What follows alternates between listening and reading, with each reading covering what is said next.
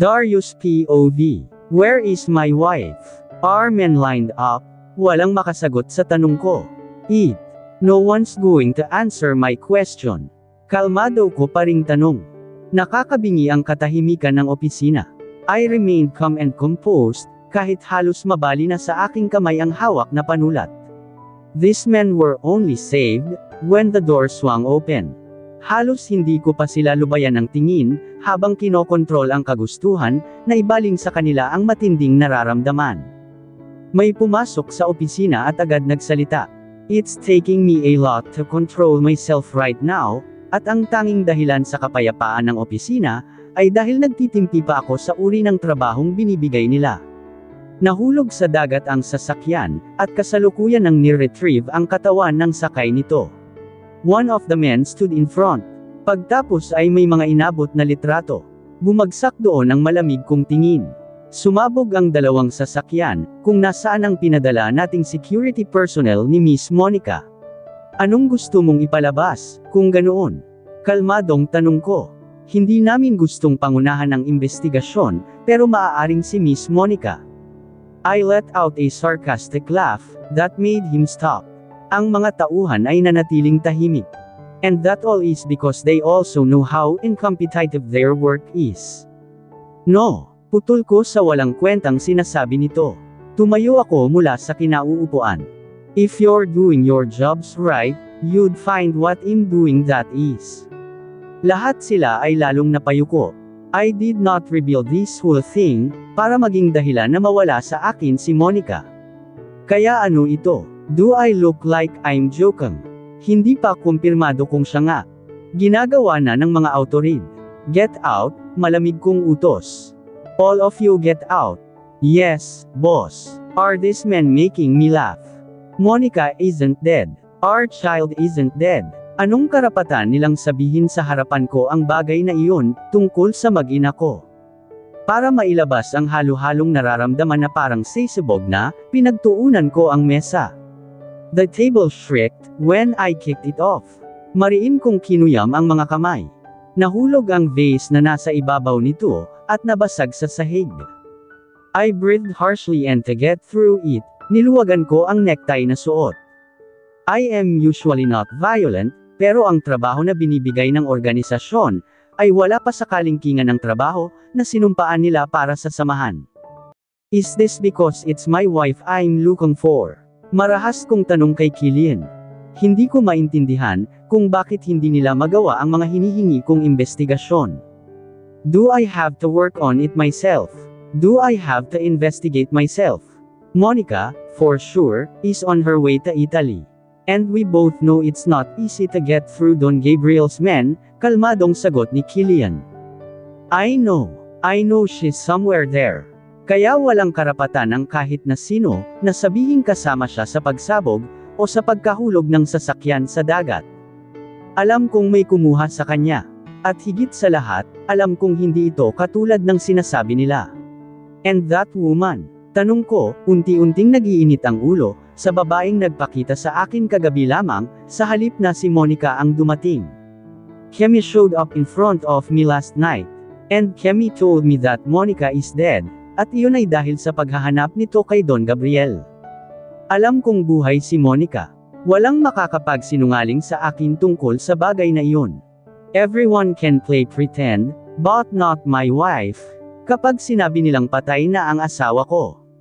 Dahil kahit bali-baliktaran ang mundo, hindi ako maniniwala sa kasinungalingang iyon. Nandito sa Batangas, probably waiting for you to take her out to dinner, naiiling na sabi ni Killian. I'll go ahead, we're still on track with Monica's location. At base sa kalkulasyon ko, she'll be brought in Palermo, sa mismong bahay ni Gabriel Moretti, sabi ni Killian, at tuluyan nang umalis. Hanggang sa sumara ang pinto, ay nanatili akong nakayuko, at nakatukod ang mga kamay sa mesa. I heaved a sigh, naupong muli sa swivel chair, habang nakakuyong pa rin ang kamay. Mariin akong pumikit at sinandal ang batok sa swivel chair. My breathing is hard, stopping myself from thinking unnecessary things. Hindi ako pagod. Hindi pa ako pagod. At hindi ako mapapagod. Kahit kailan, this is only a matter of time, right? Please, baby, tell me you'd come back sooner. Right. Tuwing pinipikit ko ang mga mata ko, imahe ni Monica ang tanging gumuguhit sa dilim. I need to see her. I need to meet her. I need to get her back to me. Kung saan siya nararapat. At kahit pa ama niya si Don Gabriel Moretti, hindi ako magdadalawang isip na pabagsakin ang mga negosyo niyang matagal ko nang pinagtitimpyan. I am growing tired of his tricks on wanting to expand his illegal business. At habang tumatagal, lalo siyang nawawalan ng takot para sa batas. He only cares about money, about his legacy, at lalong alam ko ang dahilan kung bakit niya kinuha si Monica. He knows she's pregnant. Alam niya na maaaring dinadala nito ang gugustuhin niyang maging tagapagmana. But my child isn't going to inherit his dirty works. He's in a mafia organization for sake. At kung kailangang ako na mismo ang magtungo sa Italia, para tapusin siya at kunin ang mag-ina ko, I'll do it.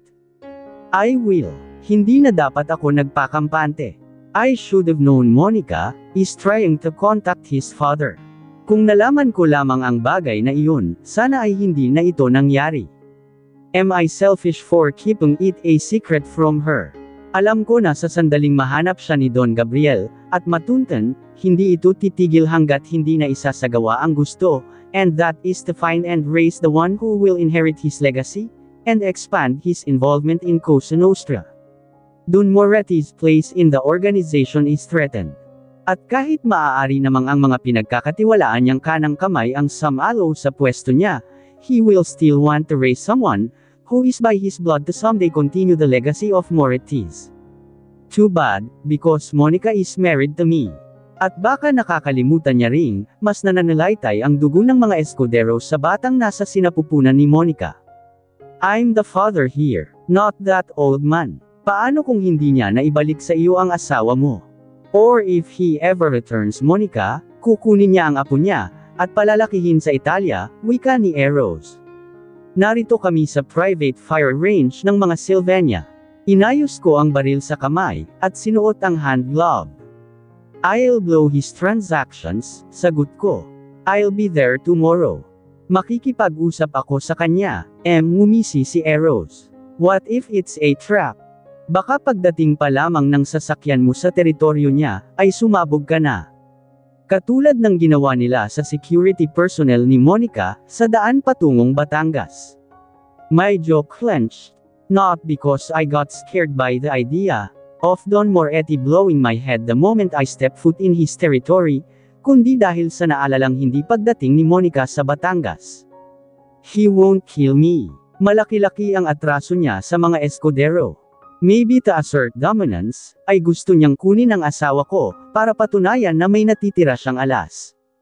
Pero paano kung pagdating ng panahon, at kahit itago mo ang anak ninyo ni Monica mula kay Don Gabriel, kunin niya pa rin ito, at ipasa ang pwesto niya sa Cosa Nostra?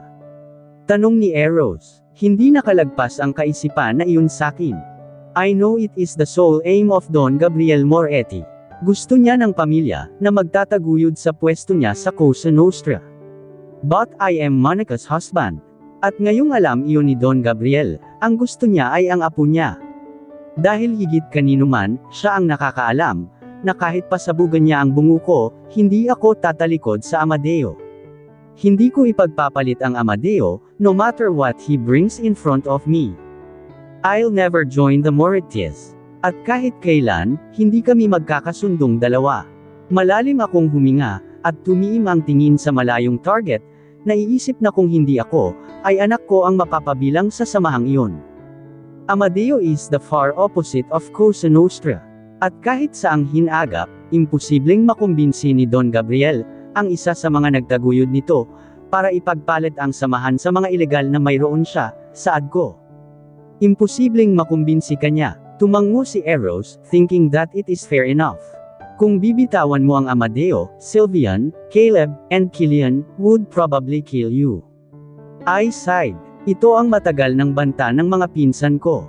Na kung isang araw, ay magbalik si Don Gabriel, para kunin ang anak niya kay Doña Caterina, tiyak na ang dahilan yun, ay ang kagustuhan na maging isa sa mga makapangyarihang pamilya sa Cosa Nostra.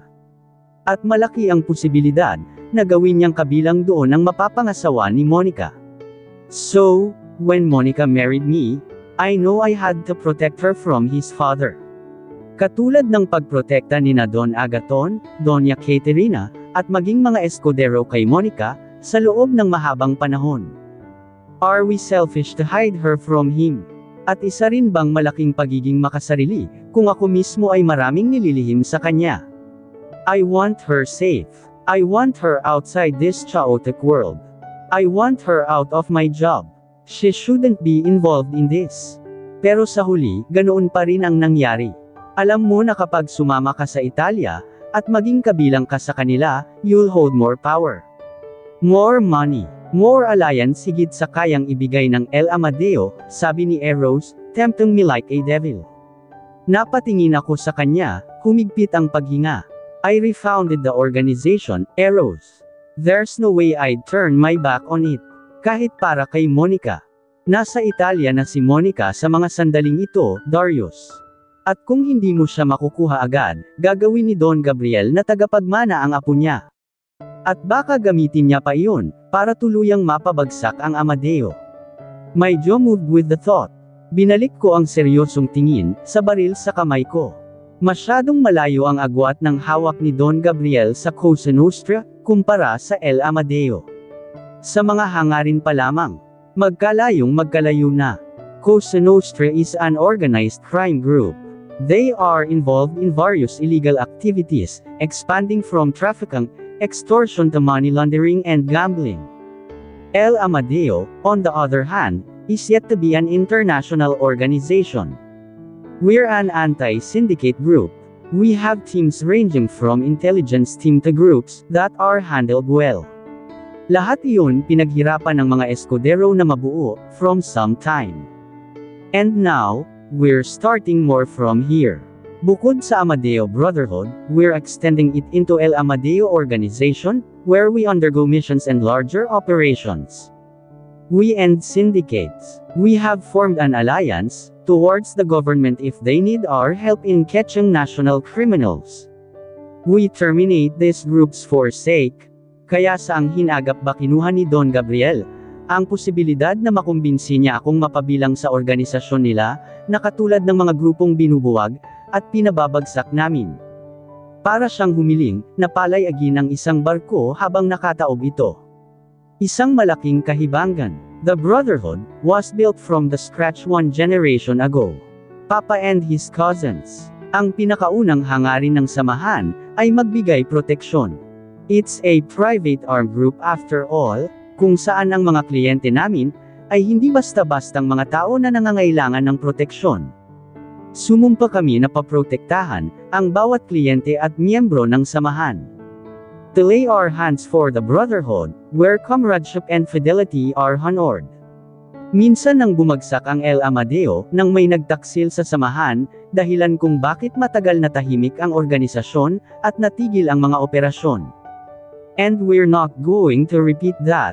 Ngayong kami na nina Sylvian, Caleb, at Killian ang may hawak nito. Anak namin ni Monica, ang isa sa mga hahawak ng samahang ito sa hinaharap, Eros. There's no way in hell I would betray the Brotherhood, marahang sambit ko. Nagkibit balikat na lamang ang aking kausap, hanga sa determinasyon na kaya kong panghawakan, ang sinumpaang samahan at si Monica. Being the boss isn't really easy, ha? Sabay ngisi ni Eros. And being a man who has two different worlds, is certainly not easier. Napailing-iling na lamang ako, looking at the target after I fired. Ikaw na talaga ang all-around boy, Darius Escudero. Sana ay huwag mong ipagtapat kay Monica, na marunong ka ring bumuo ng bomba, maliban sa mga hobby mong panghasyendero, bago siya manganak. She might give birth early, naiiling pa ring sambit ni Eros. And to add notes, mabuti na lamang, at buntis si Monica, kundi. Eros smirked. Kundi ano, umangat ang mga kilay ko.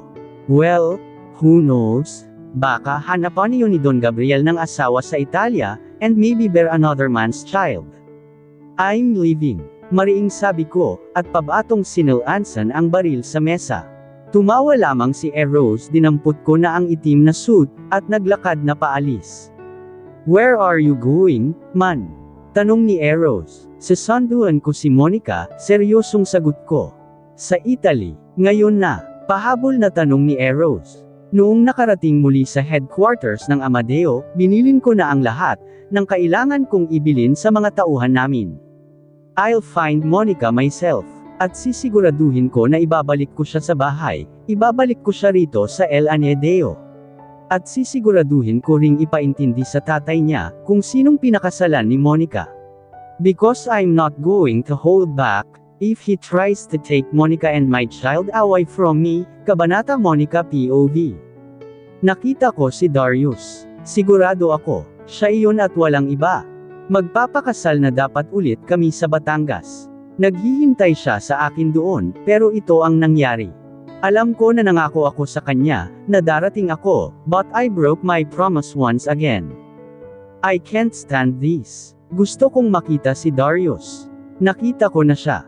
At alam ko ring nakita niya ako. He probably knows I'm here. At alam niyang hinihintay ko lamang siya.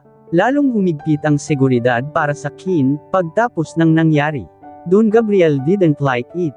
Kahit hindi ko nasaksihan, alam ko rin na ganoon na lamang ang galit niya kina Dario, at sa ibang mga tauhan niya. Wala pa rin akong kagana-gana, noong tinawag ako para sa isang tanghalian. Nakabihis ako, ngunit hindi kakikitaan ng kagustuhang kumilos ang ekspresyon sa mukha. Come, sit with you, Monica, saad ni Don Gabriel pagdating ko sa hapag. Napatigil ako nang makita na hindi siya nag-iisa. Kasalo niya si Dario sa hapag, lalong nawalan ng kulay ang mukha ko. Because it's just that man again. Alam ko na alam niyang nakita ako ni Darius, kaya ganoon na lang nila ako sinakay sa sasakyan, at nilayo. So, how's Dario for you, Monica? He understands Filipino very well. He can speak multiple languages. Maaari mo siyang makausap, kapag nalulungkot ka o kailangan mo ng kakwentuhan, sabi ni Don Gabriel. Gusto ko mang matawa, wala akong maramdaman kundi galit. Hanggang kailan pa tatagal ito? Hanggang sa manganak ako. He will take care of you from now on. I'll add maids here as well, sabi ni Don Gabriel, at prente lamang na kumakain. Ang hirap niyang ispellingin. Sometimes, he's very thoughtful. Sometimes, he's completely ruthless. Nakita kong nakatingin sa akin si Dario. Tahimik lamang siya. I'll just take the dinner inside my room, tanging sabi ko na lamang, at bumalik na sa kung saan ako galing. Sinundan naman ako ng tingin ni Don Gabriel. Let her, tanging sabi nito, nang akmang may susunod pa sa aking tauhan. I hate him. I miss Dad. Napakalayo nilang dalawa. Noong ako ang umalis, at nagpunta ng Amerika para magpagamot si Dad, ang una niya pang inalala, ay maiiwan ko si Darius.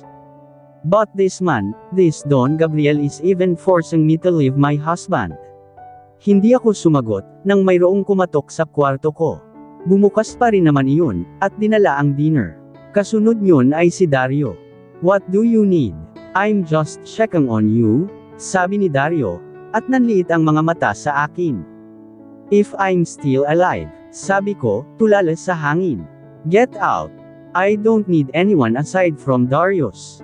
Kung hindi siya ang ihaharap mo sa akin, don't ever face me again, marahas na sabi ko. I am not usually this violent.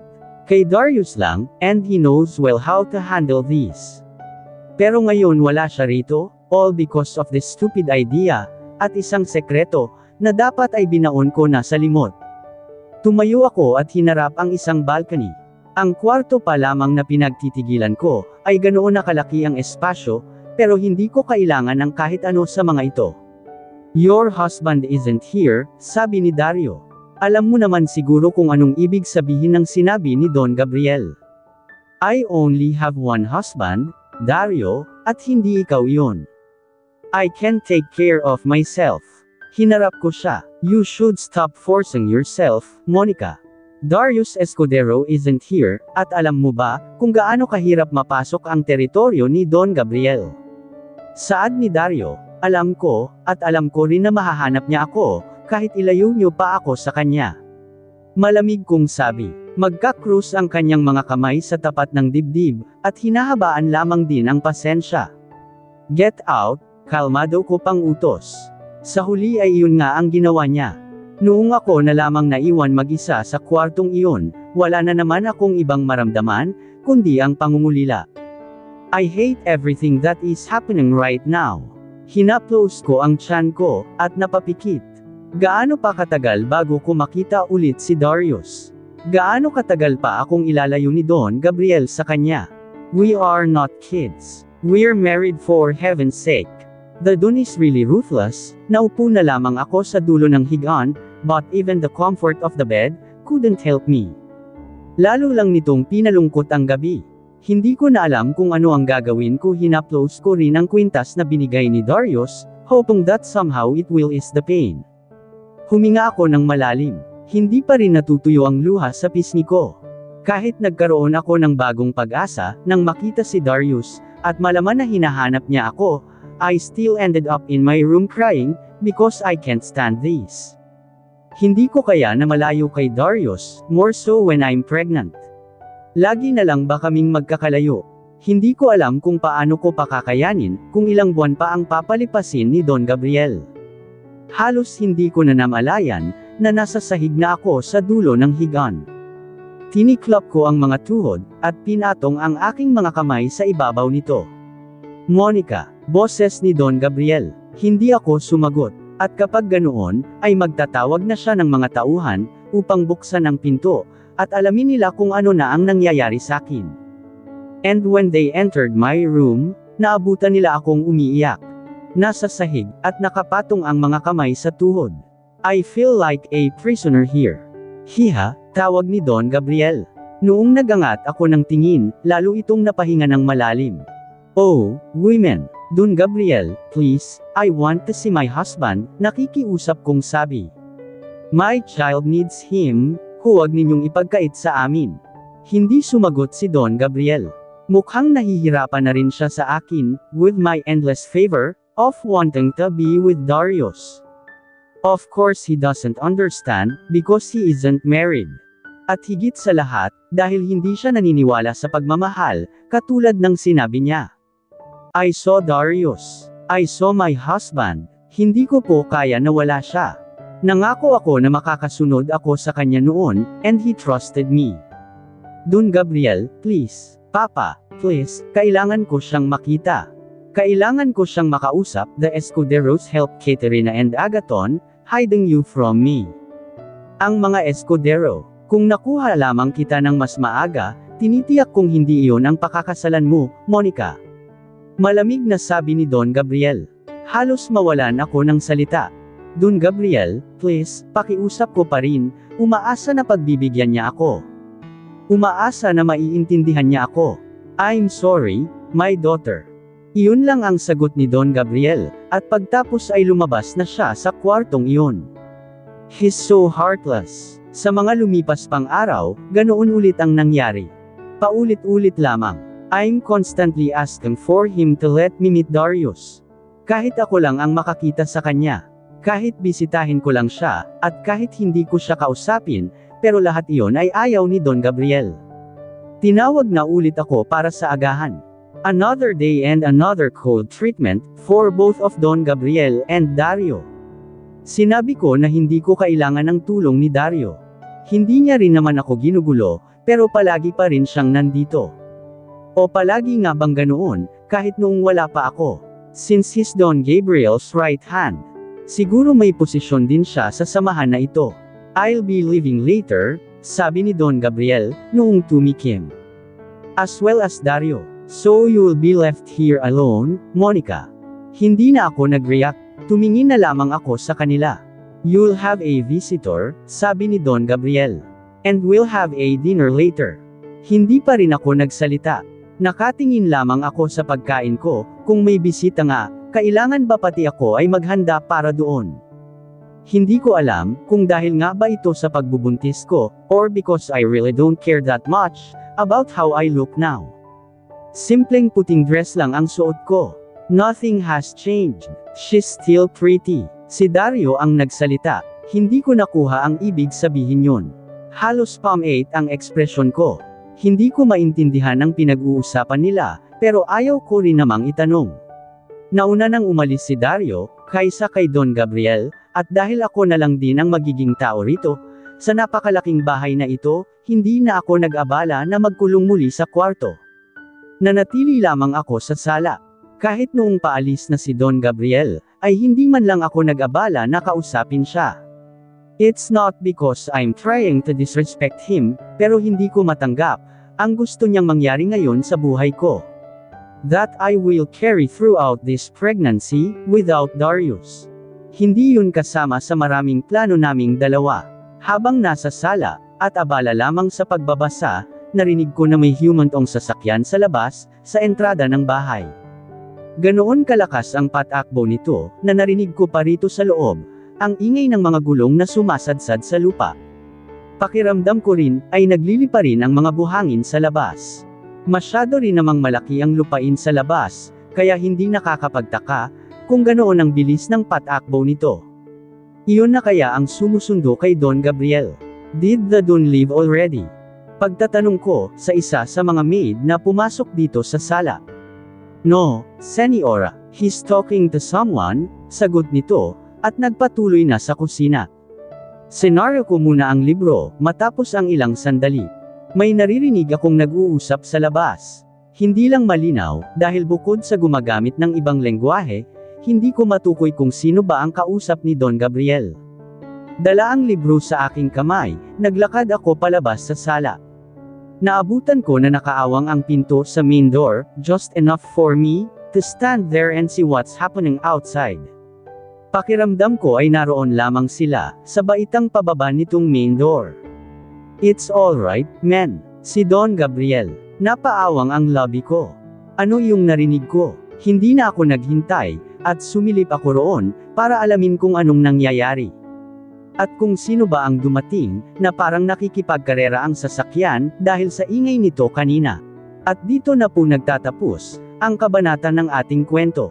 At sanay muli niyo po akong samahan, sa mga susunod pang kabanata. Maraming salamat po.